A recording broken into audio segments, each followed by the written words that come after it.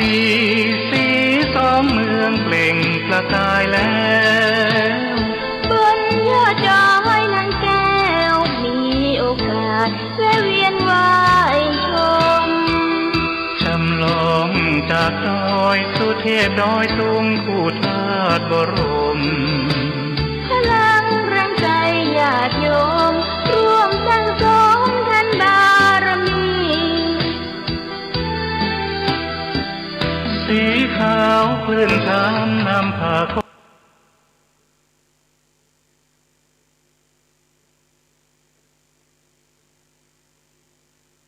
คลื่นพัฒนาคุณภาพชีวิต FM 92.25 เมกะเฮิรตซ์บริหารและจัดการโดยวัดป่าแดงมหาวิหารส่งกระจายเสียงจากเลขที่ 71 หมู่ที่ 14 บ้านใหม่หลังมอตำบลสุเทพอำเภอเมืองจังหวัดเชียงใหม่รหัสไปรษณีย์ 50200 หมายเลขโทรศัพท์ 0818815690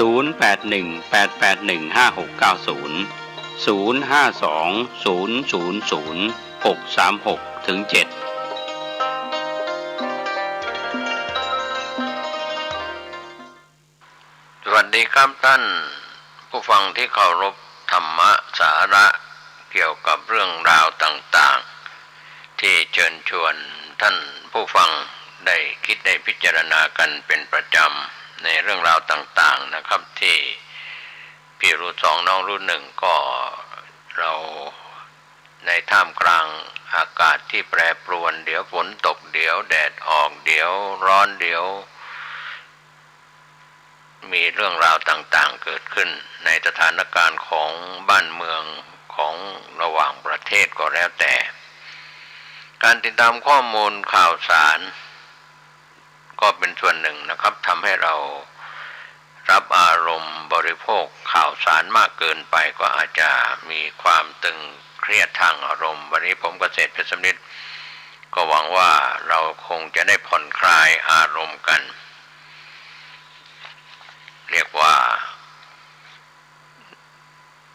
เรื่องของสวรรค์อยู่ในอกนรกอยู่ในใจก็คือเรื่องของมองที่ตนเองวันนี้เราเข้าใจคำว่าร่างกายและจิตใจสรรพสิ่งในร่างกายของเราทุกคนนะครับที่เรา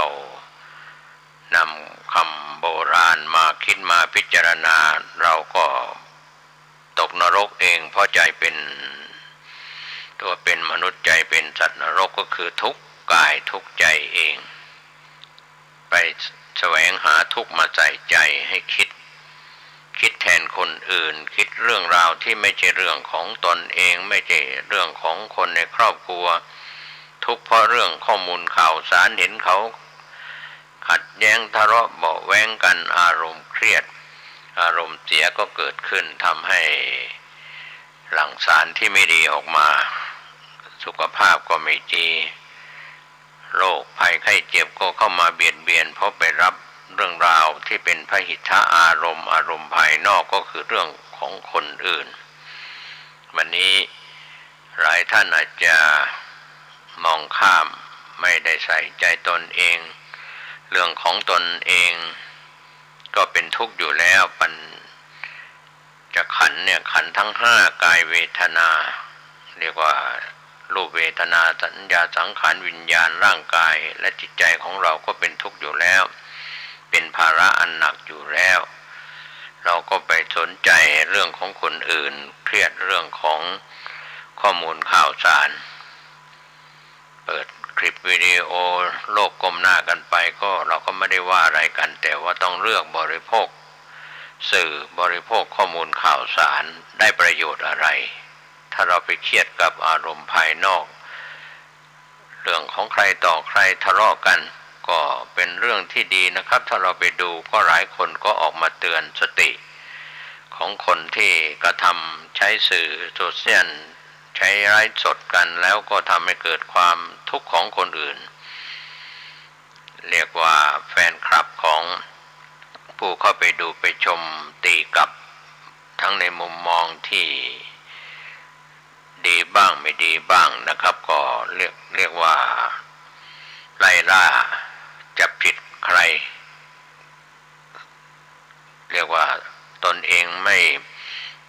ตนเองแต่ไปเที่ยวติเตียนคนอื่นคำสอนที่เราได้พูดคุยกันอยู่เสมอว่าสุทธิความบริสุทธิ์อสุทธิความไม่บริสุทธิ์เป็นปัจจตังเฉพาะตัวเรานันโยอัญญังวิโสทะเยคนอื่นใครอื่นเนี่ยจะทำให้เราดีก็ไม่ได้ชั่วก็ไม่ได้ถ้าเราไม่ทำดีเราก็ดีไม่ได้ถ้าเราไม่ทำชั่วเราก็ชั่วไม่ได้อย่าไปใช้เรื่องของวิญญาณสัมภเวสีทรงเจ้าเข้าผีเข้าทรงเข้าอะไรต่ออะไรกันอุตริมนุษยธรรมกันไปเรียกว่าความบริสุทธิ์นะพิสูจน์ได้แม้กระบวนการยุติธรรมก็ยุติได้ถ้าเราสารภาพความถูกความผิดของเราให้ตุลาการได้รับทราบแม้แต่ผู้พิพากษาท่านก็ปราณีในการทำผิดของเราว่าเราทำผิดไปแล้วยอมรับสารภาพก็ยุติคดีความกันไปแต่เรื่องของกรรมเวรที่จะไปสู่นรกจะไปสู่สวรรค์คืออารมณ์ดีอารมณ์ร้ายนี่แหละครับก็คนเราที่ถูกหลอกลวงก็เพราะว่าความอยากบางคนก็เรียกว่า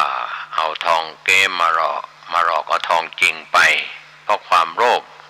ความต้องการความอยากทุกคนนั้นเราก็ยอมรับแล้วว่าเรายังมีความอยากอยู่แต่ก็ต้องดูว่าจะสิ่งของวัตถุเข้าของเงินทองเราได้มาด้วยความบริสุทธิ์หรือไม่ได้มาเพราะการฉ้อโกงคนอื่นหลอกลวงคนอื่นทรัพย์สินได้มาที่ไม่บริสุทธิ์ไม่ว่าจะเป็นไปค้ายาเสพติดก็ดีไปกันโชคหลอกลวงคนอื่นเขามาล้วนแต่ความไม่ดีที่สร้างความไม่สะอาดกับตนเองคดีความก็เกิดขึ้นตามเช็คบินกันจับได้ไล่ทันก็ติดคุกติดตารางกันไปเรียกว่าเสียหายกันอยู่ในยุคของเราบอกว่าเป็นกาลียุคของการเข็นฆ่าก็ถูกแต่ในส่วนยุคของการหลอกลวงก็มากขึ้นความลับไม่มีในโลกเห็นทำอะไรในที่รับในที่แจ้งอย่างไรวันนี้เราจงใช้คำสอนสำหรับพี่น้องชาวพุทธก็จะใช้คำสอนที่พุทธองค์ทรงตรัสว่าอัตนาโจทยัตตานังจงเตือนตนด้วยตนเองคนอื่นมาเตือนเราเนี่ยสู้เราเตือนตัวเราเองไม่ได้ทำอะไรผิดไปคนอื่นมาเตือนก็โกรธเพราะยังไม่ยอมรับความผิดหรือไปขู่ๆข้างๆเคียงเรียกว่าจะไม่ยอมรับผิดเพราะฉะนั้นวันนี้ถ้าเราไปมองภาษาที่เราบอกว่านรกอยู่ในใจสวรรค์ก็อยู่ในอกนรกอยู่ในใจก็อยู่ที่ตัวเราไปทำอะไรผิดก็เป็นความทุกข์ร้อนเดือดร้อนเป็นวิปฏิสารเดือดร้อนเป็นนรกในใจของเราก็เข้าข่ายว่ากินปูนร้อนท้องนั่นนะครับเพราะว่าไปทำสิ่งที่ไม่ถูกต้องไม่ดีงามผิดต่อศีลธรรมวัฒนธรรมผิดต่อกฎหมายของบ้านเมืองอะไรอย่างนี้คำโบราณก็ไม่ใช่บานบุรีเสียทุกเรื่องนะครับเราควรจะได้นำมาเป็นข้อคิดเตือนใจวันนี้ใครก็สอนใครไม่ได้ใครก็เตือนใครไม่ได้เพราะว่าความโกรธจะเป็นตัวขวางกั้นก็อวดดื้อถือดีกันว่ากูรู้แล้วกูเข้าใจแล้วกูเรียนสูงกว่ามานะก็เข้ามาคำว่าอัตตาตัวตนคำว่ากูก็เป็นภาษาโบราณก็บางคนก็บอกว่าหยาบแต่ความจริงก็เป็นธรรมดาอัตตาตัวตนเป็นภาษาท้องถิ่นจากสมัยยุคอดีตแต่ว่าถามว่าหยาบคายก็คงไม่หยาบคายแต่ว่าเป็นคำที่พ่อแม่คุยกับลูกหลานในภาษาถิ่นบางภาคบางแห่งเรื่องของภาษานั้นก็เป็นสื่อภาษาพูดให้แสลงใจพูดให้เจ็บใจพูดอะไรกันแรงๆก็อาจจะทำให้ผูกเวรกันได้ในเรื่องของ สวรรค์อยู่ในอกนรกอยู่ในใจเพราะข้อความหรือคำพูดหรือข้อเขียนนะครับท่านผู้ชมท่านผู้ฟังก็เป็นส่วนทำให้เราโกรธเราเกลียดเราอาฆาตมาร้ายกันได้แม้แต่เรื่องที่ความในอย่านำออกความนอกอย่านำเข้ามาก็เรื่องของสถาบันครอบครัวบ้านแตกแสลกขาดกันก็เพราะว่าความในนำออกไปเล่าให้คนอื่นฟังความนอกซึ่งไม่ใช่เรื่องเกี่ยวกับสถาบันครอบครัวหรือหน่วยงานของตนก็นำเข้ามาก็เรียกว่าวงแตกเพราะว่าความในก็นำออกไปเล่าให้เขาได้รับรู้รับทราบเหมือนคนโบราณก็พูดว่าไปแหวะหลังแหวะเสื้อทางหลังให้คนอื่นเขาเห็นปูมหลังว่าดีว่าชั่วว่าเลวว่าถูกต้องดังนั้นวันนี้ความในอย่านำออกคือบางเรื่องก็เป็นควรจะกันที่เรื่องภายในครอบครัวเรื่องสามีเรื่องภรรยาเรื่องลูกเรื่องหลานเรื่องสถาบันครอบครัวช่วงนี้แม้ว่าสถาบันการศึกษาเปิดภาคเรียนแล้วก็พ่อแม่ผู้ปกครองก็เดือดร้อนกันในเรื่องของค่าครองชีพในเสื้อผ้าของชุดนักเรียนนักศึกษาอุปกรณ์การเรียนเพราะว่าสถาบันการศึกษาของประเทศไทยที่จะเป็นโรงเรียนของสถานศึกษาของภาครัฐนั้นไม่ได้ฟรีดังนโยบายครับก็คงฟรีเป็นบางเรื่องแต่ว่าภาคเอกชนนั้นก็คิดเป็นเรื่องของค่าใช้จ่ายอาจจะมากกว่าส่วนภาคโรงเรียนภาครัฐ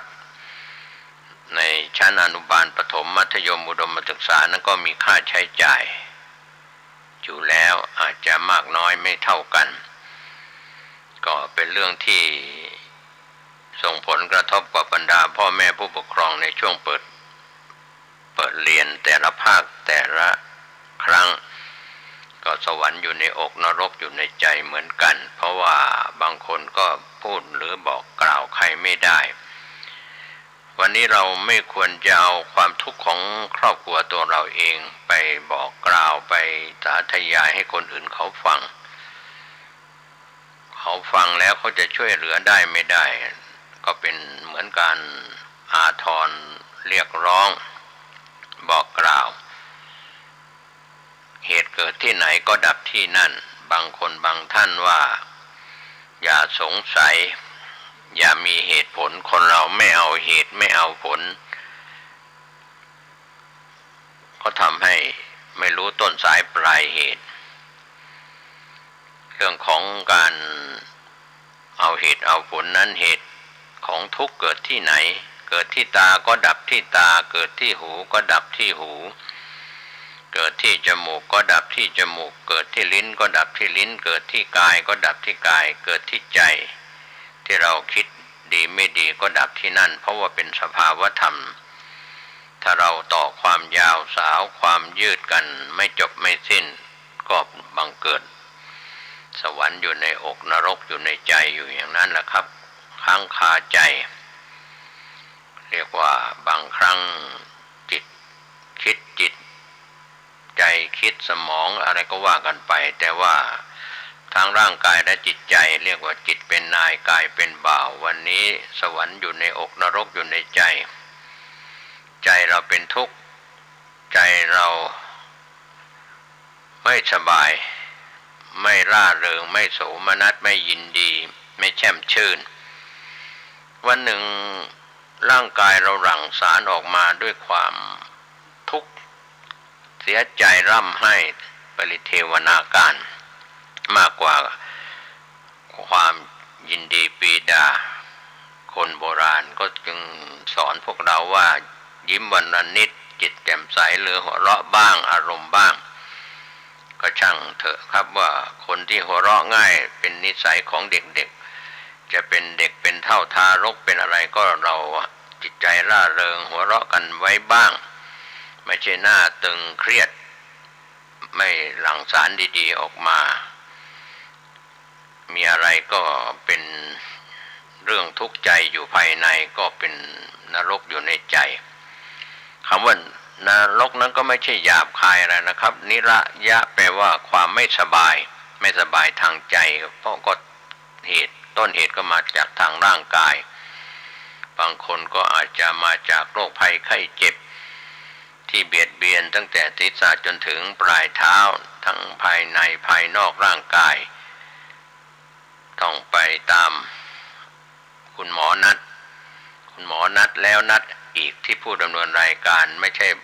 พูดกระทบท่านนะครับนัดจนท่านเสียชีวิตก็มีบางโรคภัยไข้เจ็บเยียวยารักษาไม่หายก็ตายแต่บางครั้งบางโรคบางนั่นก็เป็นบุญคุณของคุณหมอคุณพยาบาลคุณเจ้าหน้าที่สาธารณสุขช่วยเหลือจนเยียวยาจนหายจากโรคภัยไข้เจ็บรวมทั้งคุณหมอเภสัชกรก็ไม่มีใครอยู่รอดปลอดภัยก็คุณหมอก็ต้องถึงวันหนึ่งก็ทิ้งสังขารไว้เหมือนกันคุณพยาบาลเจ้าหน้าที่สาธารณสุขที่ว่าเก่ง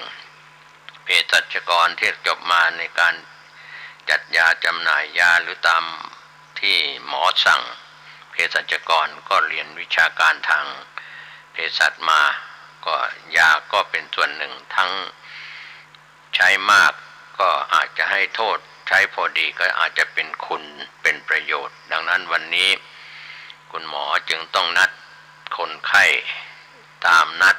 ไม่ว่าจะเป็นเรื่องราวต่างๆนะครับเกี่ยวกับการเยียวยาทุกของท่านก็หวังพึ่งที่คุณหมอคุณพยาบาลตามสถานพยาบาลโรงพยาบาลของรัฐและเอกชนและคลินิกต่างๆช่วงเช้าเย็นหลังจากคุณหมอเสร็จภารกิจที่โรงพยาบาลของรัฐก็จะไปเปิดคลินิกหรือบางแห่งก็เปิดตลอดทั้งวันที่เป็นคลินิกคุณหมอที่เปิดคลินิกเป็นเอกชนไม่ได้ไปทำงานที่โรงพยาบาลของรัฐหรือโรงพยาบาลเอกชนก็จะเปิดคลินิกคนเจ็บป่วยไข้ไม่สบายก็ไปเยียวยากันแล้วก็นัดแนะในการที่ติดตามอาการของโรคภัยไข้เจ็บที่เบียดเบียนแค่ 2-3 ปีที่ผ่านมากับสถานการณ์โควิด -19 ระบาดนะครับกับคุณหมอคุณพยาบาลเจ้าหน้าที่สาธารณสุขก็แทบจะไม่มีวันหยุดก็เหมือนไม่มีวันหยุดก็ต้องดูแลเยียวยาคนเจ็บป่วยไข้ไม่สบายเหน็ดเหนื่อยกันอย่างนี้เป็นต้นก็คุณหมอก็สวรรค์อยู่ในอกนรกอยู่ในใจเหมือนกันไม่ใช่เฉพาะคนธรรมดาหรือคน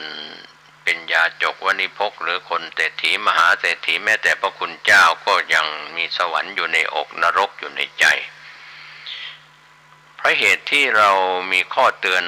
จิตเตือนใจในทางพระพุทธศาสนาว่าถ้าจิตใจของเราเศร้าหมองก็จะมีทุกขติเป็นที่หวังนะครับท่านผู้ฟังแต่ถ้าเรามีจิตใจไม่เศร้าหมองผ่องใสก็มีสุขติเป็นที่หวังระหว่างเศร้าหมองทางใจก็คือนรกทางใจไม่เศร้าหมองทางใจก็คือสวรรค์ในใจดังนั้นคำว่าสวรรค์หรือนรกที่อยู่ที่ทุกข์ใจสุขใจส่วนทุกข์กายสุขกายนั้นก็เป็นเรื่องของความสบายกายร่างกายมีการออกกำลังมีร่างกายที่แข็งแรงสมบูรณ์ถ้าทุกข์ใจก็สุขใจก็อยู่ที่ใจอยู่ที่ความรวมความคิดหลากหลายเรื่องราวบางครั้งเรา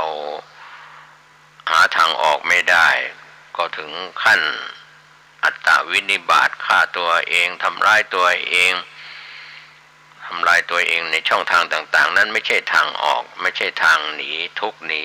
นรกทางใจทุกอย่าง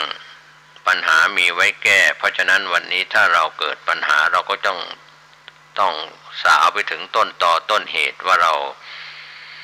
มีนรกทางใจคิดมากทุกข์มากทางใจเกิดจากอะไรเป็นทุกข์เพราะหนี้สินเป็นทุกข์เพราะถูกหลอกลวงเป็นทุกข์เพราะอะไรต้นตอสาวไปหาเหตุที่เกิดของความทุกข์ก็มีเหตุที่เกิดของความสุขก็มี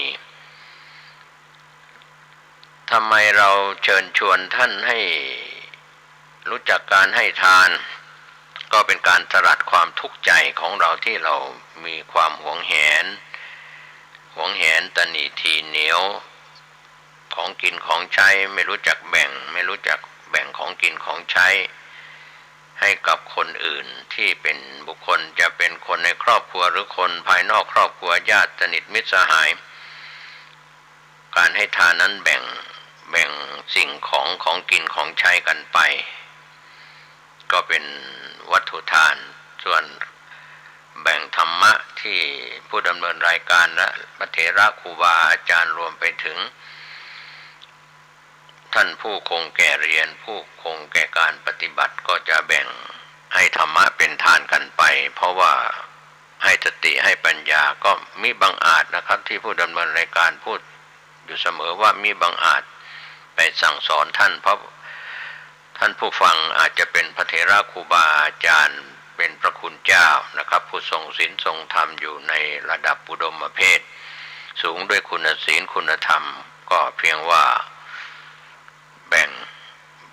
เรียกว่าให้ธรรมะเป็นทานควรจะได้รับรู้รับทราบกันแม้แต่พระคุณเจ้าก็เช่นเดียวกันก็พูดเป็นก็ต้องฟังเป็นเรียกว่า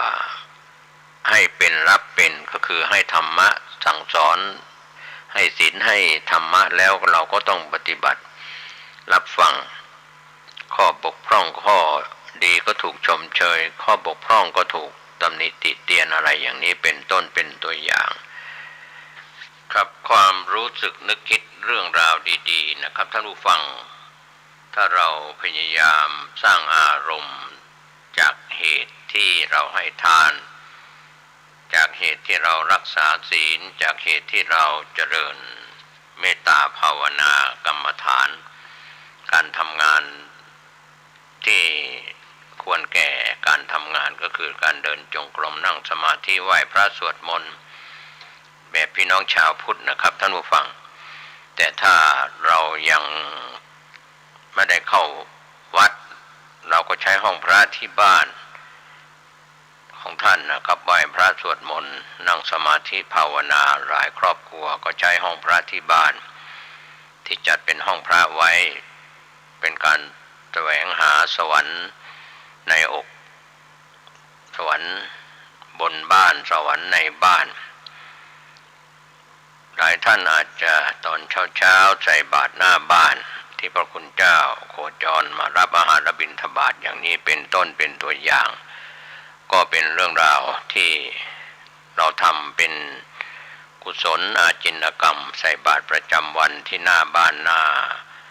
สำนักงานหรือที่ท่านสะดวกบางท่านนั้นอาจจะเดินทางออกไปนอกบ้านขับรถไปก็เตรียมอาหารหวานข้าวที่มีอยู่ที่บ้านหรือไปซื้อตามตลาดอาหารหวานข้าวเป็นชุดเพื่อจะนำไปใส่บาตรกับพระคุณเจ้าที่โคจรไปบิณฑบาตช่วงเช้าก็จะมีพระออกไปรับอาหารบิณฑบาต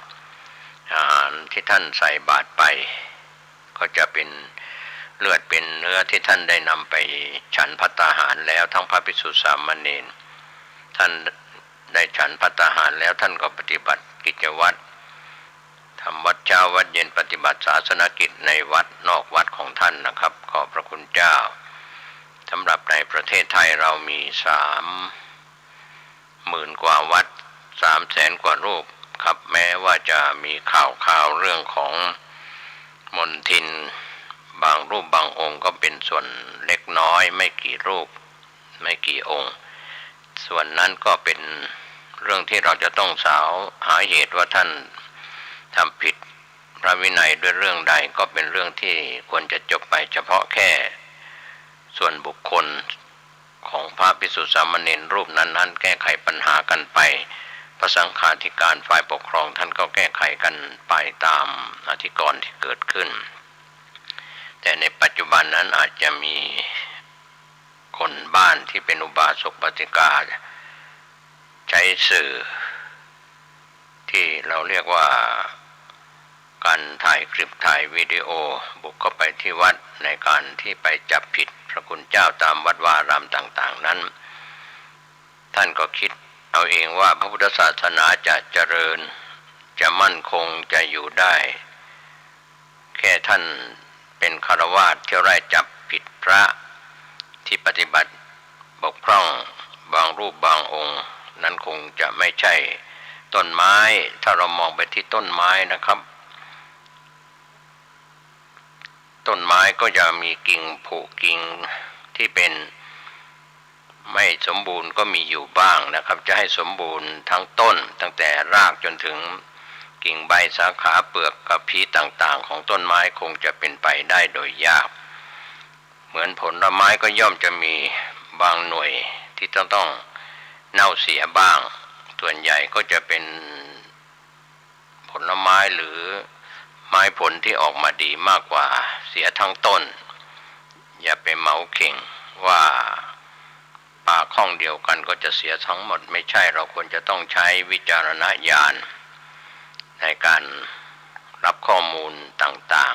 ๆสุทธิความบริสุทธิ์อสุทธิความไม่บริสุทธิ์นั้นก็เป็นเรื่องที่ท่านรู้เฉพาะตัวของท่านเองอยู่แล้วเรื่องราวของพระคุณเจ้าเกิดขึ้นมาเป็นอธิกรณ์พระสังฆาธิการฝ่ายปกครองและหน่วยงานที่เกี่ยวข้องในฝ่ายบ้านเมืองก็จะเข้าไปตรวจสอบและดำเนินการตามขั้นตอนของอธิกรณ์ที่เกิดขึ้นก็มองว่าท่านจะมีเจตนาดีเที่ยวไล่ล่าจับผิดพระตามวัดต่างๆก็คงไม่ใช่ทั้งหมดนะครับเป็นเรื่องราวที่ท่านทำถูกหน้าที่หรือไม่พระพุทธศาสนาเสื่อมหรือเจริญไม่ใช่ที่ท่านต้องไปจับผิดพระคุณเจ้านั้นท่านเป็นตัวตายตัวแทนสาธารณบุคคลที่เกิดขึ้นก็มีการบรรพชาเป็นสามเณรอุปสมบทเป็นพระภิกษุขึ้นมาใหม่ขึ้นมาแทนอยู่ตลอดเหมือนต้นไม้ผลที่มีหน่วยที่จะต้องมีการสืบทอดต้นเก่าตายไปต้นใหม่ก็มีสืบต่อเป็นไม้ผลที่ออกดอกออกผลเช่นเดียวกันกับพระพุทธศาสนารากแก้วของพระศาสนาก็คือพระวินัยเมื่อพระคุณเจ้าพระภิกษุสามเณรบรรพชิตนักบวชท่านปฏิบัติตามพระวินัยท่านก็จะอุดมด้วยเพศเรียกว่าอุดมเพศสูงด้วยคุณศีลคุณสมาธิคุณปัญญาของท่านในเพศที่สูงอุดมเพศเราควรจะยกย่องเชิดชูถ้าเป็นพระคุณเจ้าที่ปฏิบัติทรงศีลทรงธรรมไม่ควรดึงท่านมาลงเหยียบย่ำในส่วนที่ท่านมองว่าท่านทำผิดก็เป็นเรื่องของอธิกรณ์ที่เกิดขึ้นก็ดำเนินการไปตามฝ่ายปกครองของคณะสงฆ์และกฎหมายของบ้านเมืองนี่ก็เป็นเรื่องราวที่นำมาฝากให้เราได้คิดได้พิจารณากันชวนให้คิดได้พิจารณากันผมก็เสด็จพระสัมฤทธิ์ชวนท่านคิดเรื่องของสวรรค์ในอกนรกในใจของแต่ละคนแต่ละท่านมีไม่เหมือนกันขอให้ท่านสร้างสวรรค์ในใจของท่านกำจัดสิ่งที่เป็นความไม่สบายใจออกไปจะได้มากได้น้อยด้วยความทุกข์ทางใจเรื่องใดก็ขอให้แก้ที่ต้นเหตุแล้วท่านก็จะสุขกายสุขใจทั้งวันนี้และวันหน้าสวัสดีครับต่อไปกล่าวคำนมัสการนะโมตัสสะภะคะวะโตอะระหะโตสัมมาสัมพุทธัสสะนะโมตัสสะภะคะวะโตอะระหะโตสัมมาสัมพุทธัสสะนะโมตัสสะภะคะวะโตอะระหะโตสัมมาสัมพุทธัสสะพุทธังสารนังคัจฉามิธัมมังสารนังคัจฉามิสังฆังสารนังคัจฉามิตุติยัมปิพุทธังสารนังคัจฉามิตุติยัมปิธัมมังสารนังคัจฉามิตุติยัมปิสังฆังสารนังคัจฉามิตติยัมปิพุทธังสารนังคัจฉามิต าติยัมปิธัมมังสรณังคัจฉามิตาติยัมปิสังฆังสรณังคัจฉามิกรมอุตุประกาศเป็นทางการว่าตั้งแต่เมื่อตะวันว่ามาจนถึงปัจจุบันน้องตองได้ยินแต่เสียงฟ้าร้องทั้งกลางวันและกลางคืนส่วนมากก็มาค่ำเมื่อคืนเดี๋ยวก็มีเมฆมีฝนตกลงมาเป็นบางเป็นคราวญาติโยมท่านผู้ฟังทั้งหลายสรุปแล้วต่อว่าฝนตกโยมท่านผู้ฟังต้องขออนุโมทนาขอบใจต่อญาติต่อโยมทุกท่านทุกคนที่มีเมตตาธรรมการติดตามฟังรายการธรรมะโดยดีตลอดมาอาตมาภาพก็ดีใจได้รับเมตตาธรรมก็ขอแสดงความเมตตากรุณาต่อญาติต่อโยมท่านผู้ฟังเหตุการณ์เมื่อวานนี้ก็พอมีอย่างนักเนาะก็จะมีเกี่ยวกับญาติโยม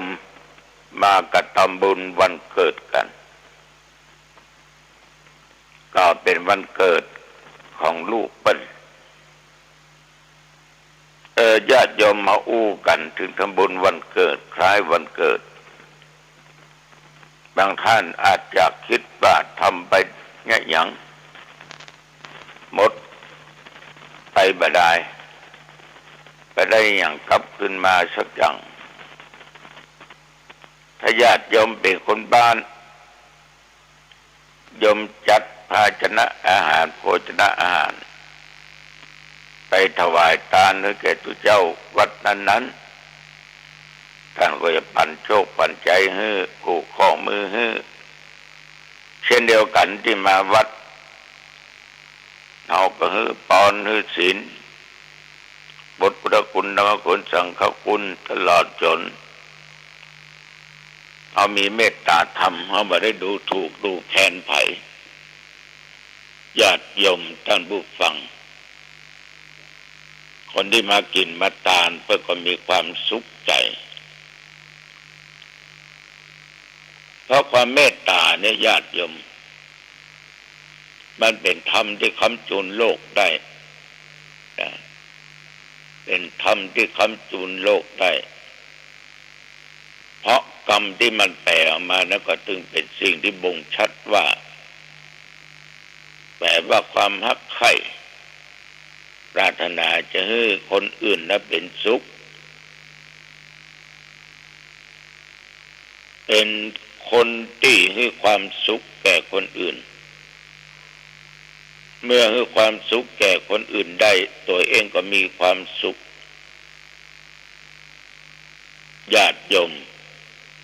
เมตตาจึงเป็นเหตุให้คนและสัตว์ได้เกื้อกูลซึ่งกันและกันช่วยเหลือกันเมื่อยามตกทุกข์ได้ยากแต่ว่าการแสดงออกซึ่งเมตตาเอาแสดงออกอยู่ตลอดเวลาถ้าอย่าอู้ไปอู้มาก็เป็นหน้าที่ของหมู่เฮาทุกคนไม่ว่าโยมและอาตมภาพเป็นสิ่งที่เฮาทุกคนทุกฝ่ายนี้ควรกระทำยิ่งเฮาควรกระทำเฮาควรจะต้องมีความฮักความปรารถนาดีต่อคนอื่นช่วยเหลือคนอื่นเพราะเมื่อเอาเกิดมาแต่แรกตั้งแต่ตัวน้อยๆเนาะจนเวลาปัจจุบันเติบโตใหญ่ขึ้นมา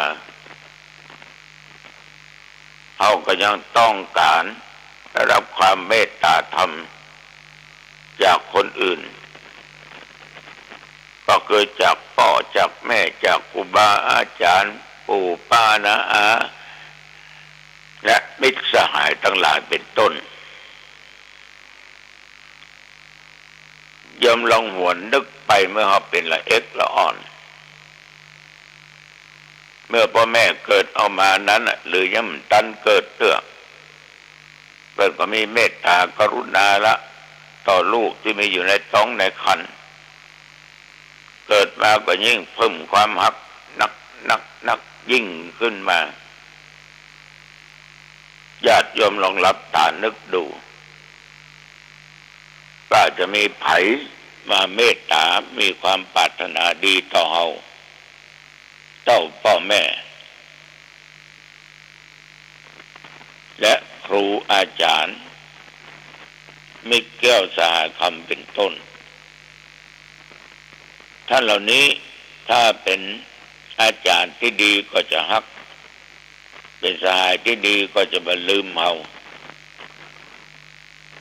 จึงทำให้ชีวิตนั่นน่ะญาติโยม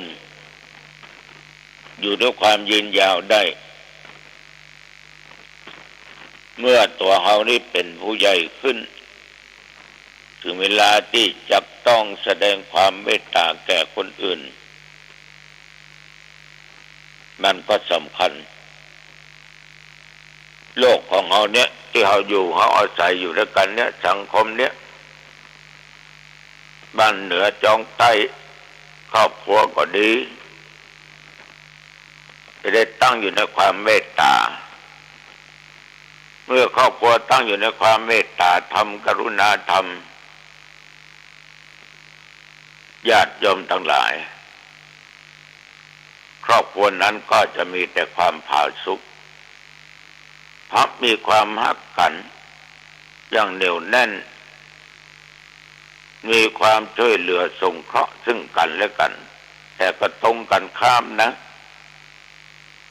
ถ้าว่าครอบครัวผัวก็ไปย่างเมียก็ไปย่างต่างคนต่างทำแต่คนละทิศละทางขาดน้ำจิตน้ำใจซึ่งกันและกันอาตมากล้าอู้ได้เต็มปากว่าครอบครัวนั้นบ่มีความสุขถึงจะมีเงินมีทองกองเต้าหัวกองเต้าจำพวกจะมีสักกี่หมื่นกี่แสนเป็นล้านอย่างใดก็ตามถ้าครอบครัวผัวเมียลูกเต้าขาดความเมตตาธรรมซึ่งกันและกันขาดความฮักซึ่งกันและกันญาติโยมมันก็จะมีแต่ความทุกข์มีแต่ความหายนะมีแต่ความเดือดร้อนเมตตาธรรมนี่ลูกถ้ามีลูกแล้วถ้ารับผิดชอบเลี้ยงดูเขานะหรือเอาไปพบไปปะคนขัดสนทุกข์ยากลำจนว่ามีอาหารจะบริโภคจะกินได้ถ้ามัวเฉยเป็นอุเบกขาอันนี้ก็ถูกต้องนะฉะนั้นเอาพอมีความสามารถฮื้ออาหารแก้เขาได้เอาก็บ่เดือดร้อนอย่างเอาพร้อมที่จะฮื้อก็ต้องฮื้อแต่บางท่านบางคนเนี่ยกลับเพิกเฉยโดยบ่มีความเอื้ออาทรบ่สนใจบ่เอื้อเฟื้อเอื้อแผ่ญาติโยมทั้งหลายคนนั้นได้ชื่อว่าเป็นคนใจจืดใจดำหันแต่ประโยชน์ส่วนตัวมีหนี้ของโลกติดตัวอยู่คือของความโลภนะติดตัวพอได้รับอุปการะคำว่าความโลภมาก่อนเมื่อถึงเวลาเข้าบ้านกลับไปนั้นญาติโยม จะไปตอบแทนคนนั้นคนนี้ก็ถึงยากเพราะมันมีความโลภฝังอยู่ในจิตในใจก็คือคนโลภเวลาจะกินจะทานก็กลัวเสื่องกลัวซ้ำเนาะจะใจซื้อผ้าซื้อความมานุ่งมาห่มก็กลัวหมดจะซื้ออันนั้นนี่มากินก็กลัวเสี่ยงจะทำบุญก็กลัวเสี่ยงญาติโยมมันจึงมีความสุขพูดถึงเมตตาสามารถที่จะแบ่งออกเป็นสองอย่างได้เมตตาที่เป็นมาตามกำเนิดเขายกตัวอย่างเนาะเช่นการที่พ่อแม่มีเมตตาในบุตรเลี้ยงดูลูกรักษาลูก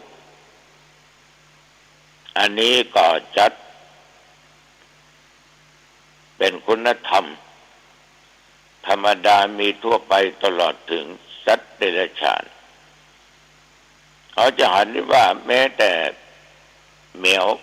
แม้แต่หมาเกิดมามันก็รักลูกมันปกป้องคุ้มครองรักษาลูกมันนกก็เช่นเดียวกันเกิดลูกตัวที่รังก็ต้องออกไปเสาะหาอาหารมาป้อนก็ว่าน้ำว่าอาหารมาป้อนลูกมันอยู่คนเฮาก็เอาเปาะเอาปล่อยเลี้ยงดูมาตั้งแต่น้อยนายโยมนะอันนี้เป็นเมตตาอย่างธรรมดาและเมตตาในผู้ที่ตนไม่ได้เกี่ยวข้องจัดเป็นกุศลอันพิเศษที่จะต้องเกิดขึ้นในสันดานของมนุษย์ญาติโยมเมตตาเขาจะแผ่ไปก็คือเพิ่นบอกว่าอดิสะพรณาเมตตาเมตตาที่แผ่ไปในสัตว์อื่นโดยเจาะจงเช่นในบุคคลนั้นในสัตว์ชนิดนั้นเป็นต้นเหมือนญาติโยมเจริญสมาธิภาวนาแล้วโยมจะแผ่เมตตาให้หนอไผหรือว่าทั่วไปแต่โยมจะแผ่เมตตาหาทุกเจ้าหนองตองก็ต้องนึกถึงทุกเจ้าหนองตองจะเมตตาไปแผ่เมตตาหาพ่อหาแม่เดี๋ยวก็ต้องนึกถึงพ่อถึงแม่แม้แต่ลูกเต้าแม้แต่ญาติแม้แต่เพื่อนพ้องมิตรสหายคำอย่างบางคนนี่เพื่อนตาเข้าไปหาหมาหาแมวแล้วก็ตั้งจิตอธิษฐานหยาดน้ำแผ่เมตตาไปหาสัตว์ที่เพิ่นฮักนะอย่างวันนั้นมีโยมคนหนึ่งมาบริจาคร่วมธรรมภาพจัดซื้อลงทองลงแอร์นั่นน่ะนอกจากตาลไปฮื้อแฟนเพิ่นแล้วเพิ่นยังเขียนว่าตาลเพิ่นน้องอ๋อมแอมวงเล็บหมาอีหรอก แสดงว่าหมาตัวนั้นชื่ออ๋อมแอมเจ้าของเปิ้นเนี่ยคงจะฮักอย่างขนาดนักญาติโยมทั้งหลายอันนี้ก็เป็นคุณธรรมชนิดหนึ่งทีนี้การแผ่เมตตาไปในสัตว์โดยเจาะจงก็ดังที่กล่าวคือเจาะจงไปเป็นตัวเป็นตนเป็นชื่อนั้นชื่อนี้ถ้าแผ่เมตตาโดยเจาะจง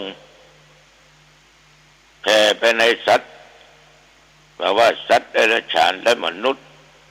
มันมีจำกัดจำนวนและปริมาณอย่างญาติโยมเขาแผ่เมตตากันส่วนมากเขาจะแผ่เมตตาให้สัตว์ทุกชนิดอย่าได้มีเวรแก่กันและกันอย่าได้เบียดเบียนซึ่งกันและกันขอมีความสุขกายสุขใจ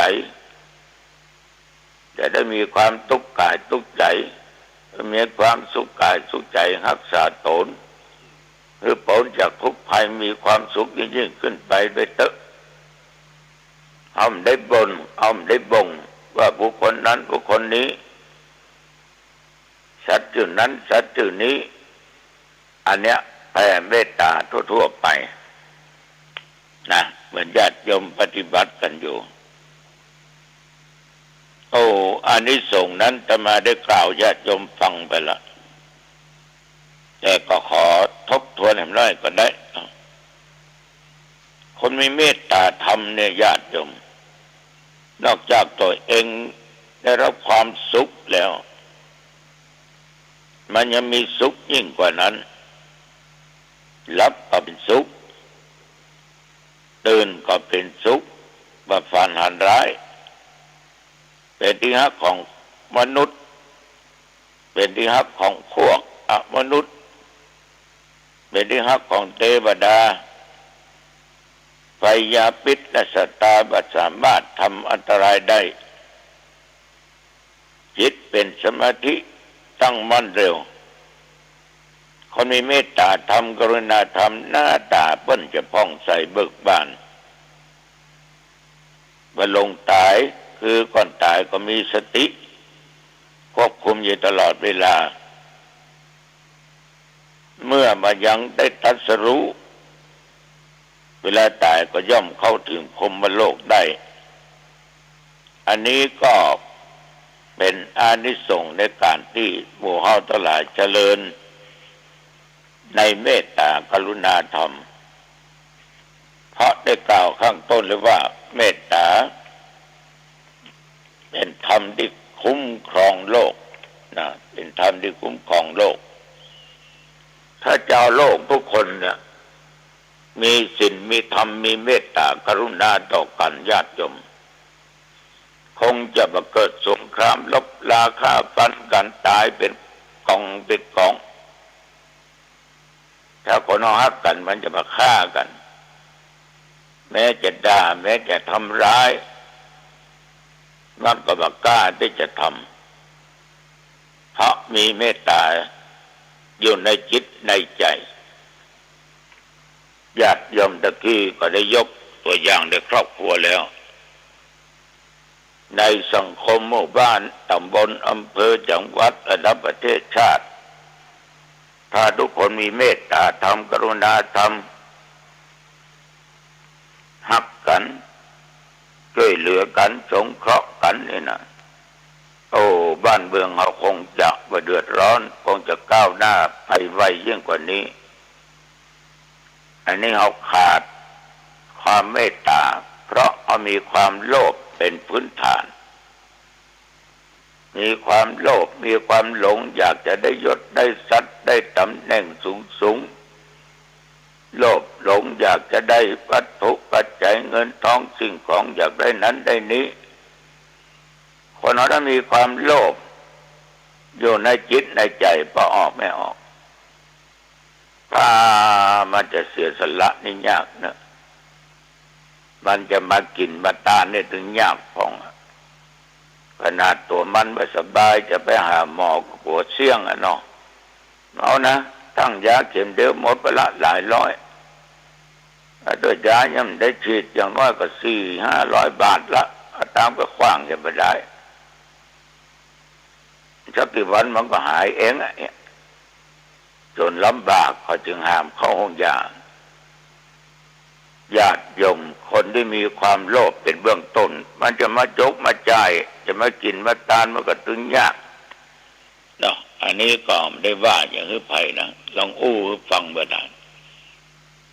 ญาติโยมท่านสาธุชนทุกท่านเขาอยู่ในเมตตากรุณามุทิตาและอุเบกขาเอาทุกคนนั้นตั้งอยู่ในพรหมวิหารธรรมก็ขอญาติโยมทุกคนเมื่อตั้งอยู่ในความเมตตากรุณาแล้วจงอยู่เป็นสุขสุขกายสบายขยันใจคิดอันหนึ่งอันใดก็สมปรารถนาไปจุเยี่ยมจุประการนโยมเนอ ยมฮักเปิ้นก็ให้เปิ้นฮักยมเด้อเอาละวันนี้อู้จะไปมาพอสมควรอายุวันโนสุขังพลังพบกันใหม่โอกาสหน้าเจริญพรธรรมะเป็นความจริงของชีวิตธรรมะเป็นความจริงของโลก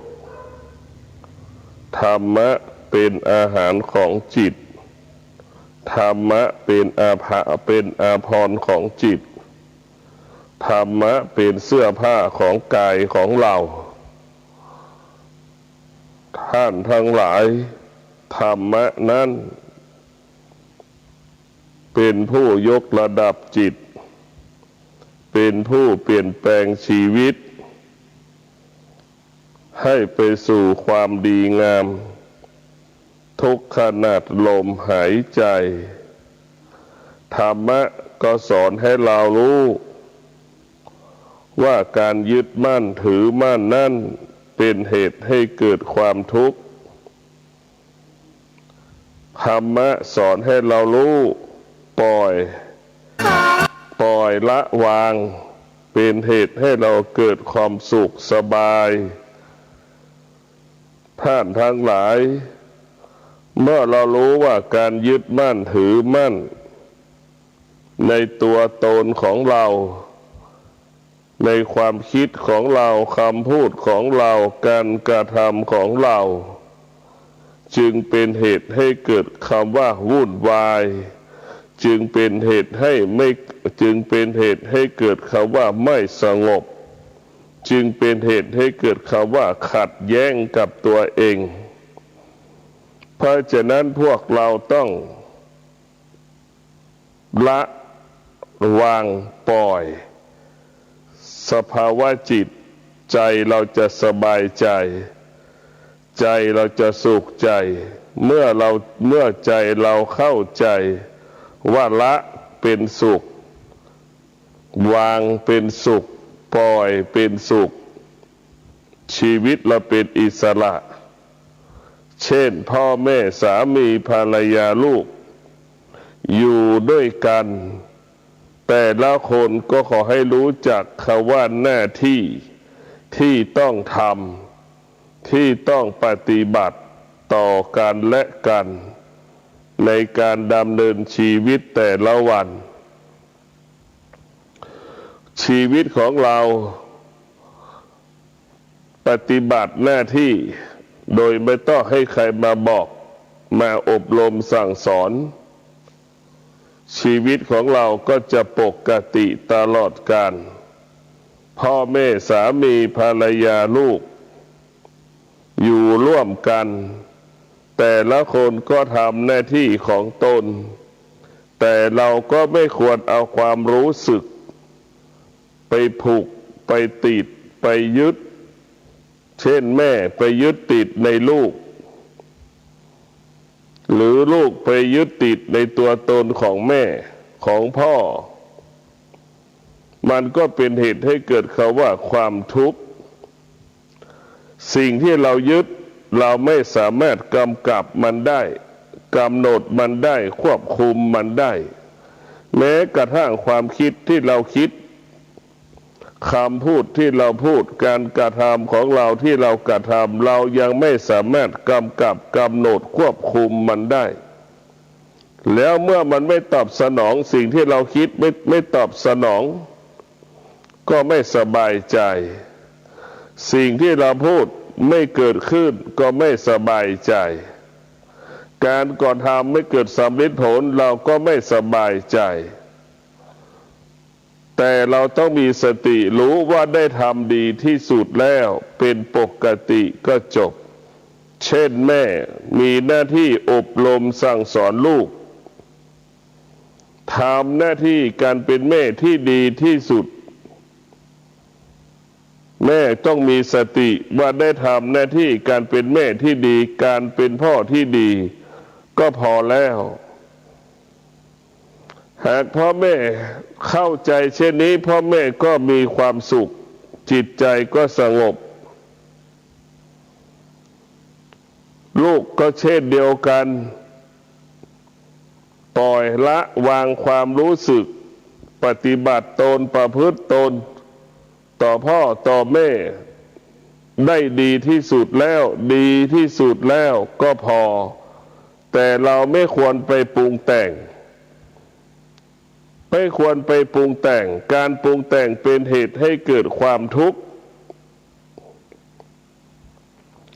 การปรุงแต่งเป็นเหตุให้เกิดความทุกข์การปรุงแต่งเป็นเหตุให้เกิดคำว่าขัดแย้งวุ่นวายเราควรระงับยุติความรู้สึกที่เรารู้สึกเพราะฉะนั้นพวกเราความคิดของเรานี่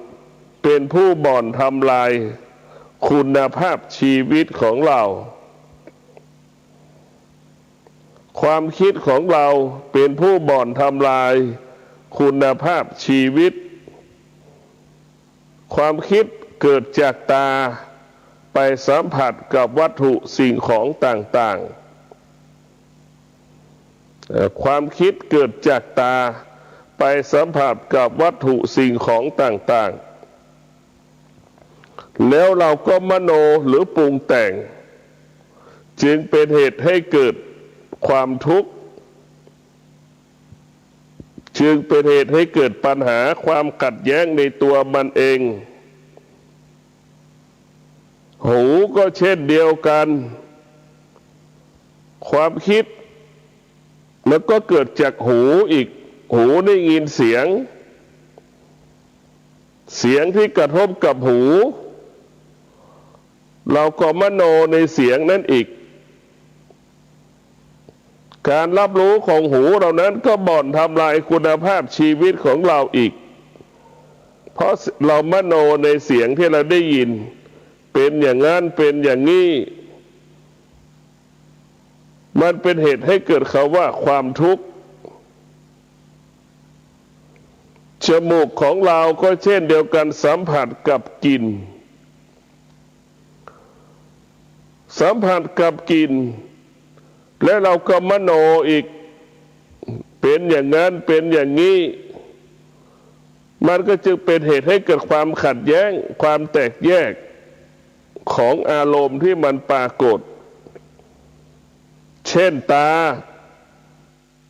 กับขัดแย้งกันตาเห็นรูปเช่นอาหารก็ดีก็จะเกิดความรู้สึกว่าพอใจแต่จมูกก็เกิดความขัดแย้งมันมีกลิ่นไม่ถูกจมูกมันไม่พอใจนี่ความขัดแย้งก็เกิดขึ้นลิ้นก็เหมือนกันไปชิมรสชาติอาหารอีกลิ้นนั้นรู้สึกพอใจในรสชาติอาหารจมูกก็เกิดความไม่พอใจอีกในรูป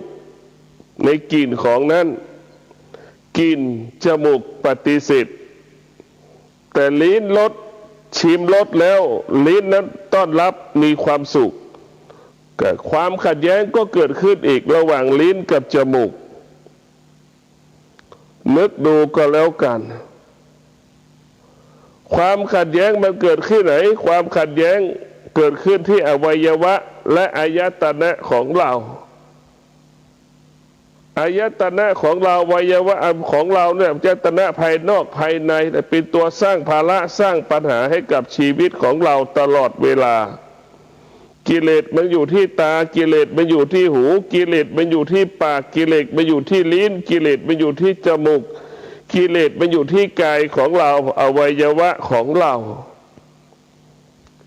ถ้าพูดภาษาพระปฏิบัติว่ากิเลสเป็นบ่อเกิดแห่งความคิดความคิดจึงเป็นเรื่องของกิเลสล้วนๆเป็นเรื่องของความอยากได้อยากมีกิเลสก็เป็นเรื่องที่ชอบใจไม่ชอบใจอีกเป็นเรื่องปฏิเสธอีกมันจึงเกิดปัญหากันตลอดเวลาในชีวิตของเราความขัดแย้งจึงเกิดขึ้นเพราะฉะนั้นพวกเราต้องพิจารณาความจริงของกิเลสความจริงที่เป็นเหตุให้เกิดความทุกข์อยู่ที่อายตนะของเราอวัยวะของเรา เพราะฉะนั้นพวกเราทั้งหลายความคิดเกิดจากตาที่สัมผัสกับรูปเกิดจากหูที่สัมผัสกับเสียงเกิดจากกลิ่นที่สัมผัสจมูกที่สัมผัสกับกลิ่นลิ้นที่สัมผัสกับรสชาติอาหารต่างๆปากก็เช่นเดียวกันนี่มันเกิดจากกิเลสมาอยู่เหล่านี้หมดมันสร้างความขัดแย้งสร้างความวุ่นวายทำให้ชีวิตเราไม่มีความสงบทำให้ชีวิตเราไม่เกิดความสงบให้ชีวิตไม่มีความสุขเราต้องยุติสิ่งที่เป็นกิเลสเราจะต้องชำระล้างสิ่งที่เป็นกิเลสเราจะต้องระงับยุติสิ่งที่เป็นกิเลสมันอยู่ที่ตาอยู่ที่หูอยู่ที่ลิ้นอยู่ที่จมูกอยู่ที่กายของเราจะต้องยุติมันให้ได้ชำระล้างมันให้ได้